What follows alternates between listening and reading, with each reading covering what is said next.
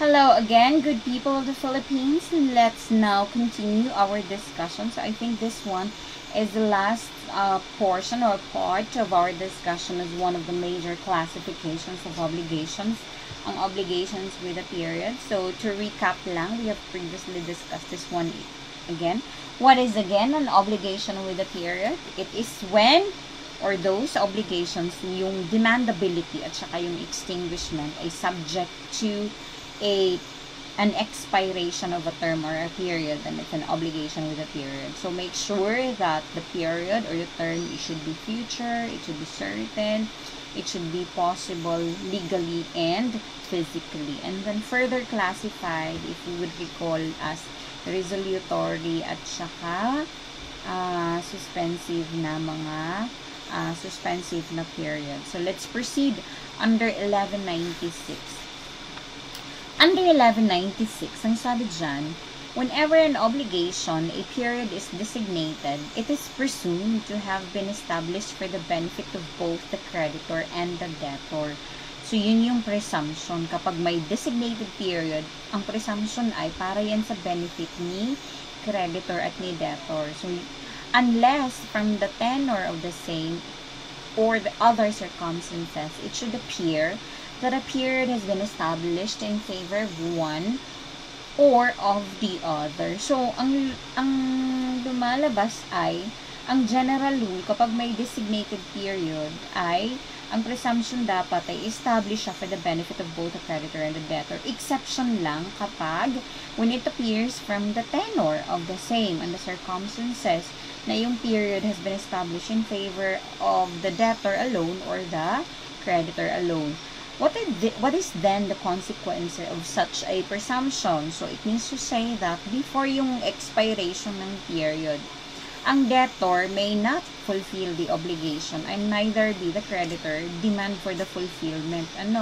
So, they need consent with the one with the other, especially if the latter or the creditor would be prejudiced or inconvenienced thereby. So, yun po yun. So, example, pagpapalagay baga. So, as an example, let's say, as an example, under this provision, let's say, on January 1, 2020, si Edward Barber binds himself to pay my 10,000. Pagpapalagay natin 10,000 at 10% interest. From January 1, 2020 to December 2022. So, yun po yung ating payment period. So, ang mangyayari ay, before December 2022 or 2022, aring si Maymay, hindi po pwedeng mag-demand ng payment from Edward. Likewise, on the part of Edward, if he wanted to pay Maymay, hindi siya po pwedeng mag-refuse. He could refuse. She ba?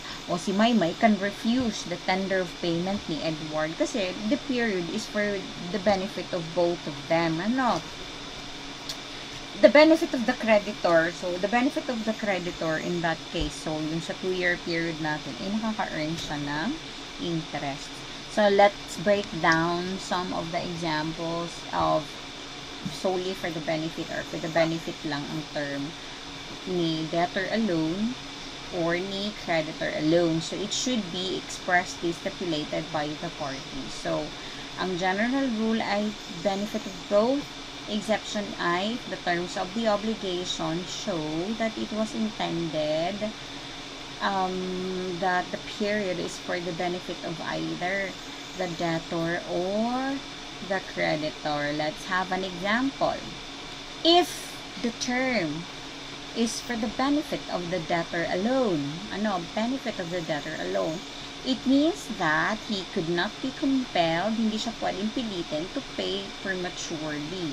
But he can, if he desires to do so, so pwede siyang magbayad pa din, he could tender for payment if he wanted to do it. Diba? So, as an example, let's say, ang haba na example din hindi pala. Let's say, for example, Edward binds himself to pay Maymay within 2 years. Now, pagpapalagay, regardless of the utang, yun lang ating statement. So, Edward binds himself to pay Maymay within 2 years. So, in that case, it's for the benefit of Edward only. Tama ba? So, Edward can pay before the end of 2 years, but he cannot be compelled to pay before the 2-year period. Yun yung for the benefit of the debtor alone. So, kapag sinasabi naman natin for the benefit of the creditor, iibahin ko ang statement. So, Edward binds himself to pay Maymay within 2 years upon demand. So, in that case, so, si Edward binds himself to pay Maymay within 2 years. So, it's basically for the benefit of Maymay, ano? Kapag si Maymay magde-demand, then, kailangan niya magbayad. So, in cases, here, if it's for the benefit of the creditor, he may demand fulfillment even before the arrival of the term. So, an example natin, Maymay to demand for payment even before the arrival of the term. Pero yun si Edward cannot require Maymay to accept the payment before the expiration of the stipulated period. So, that would be our example, ano. So, paano ba kino-compute ang period? So, we will follow the administrative code. How would we compute without period? So, kapag daw year, it should be understood to be 12 calendar months. Kapag month, 30 days. Not unless, kung may specific mention kung anong calendar month iyon, then that we would be computing according to the number of days for the specific month na how many days it contains. So, yan lang po. Let's proceed under 1197. Ano ba yung provisions under 1197? According to 1197,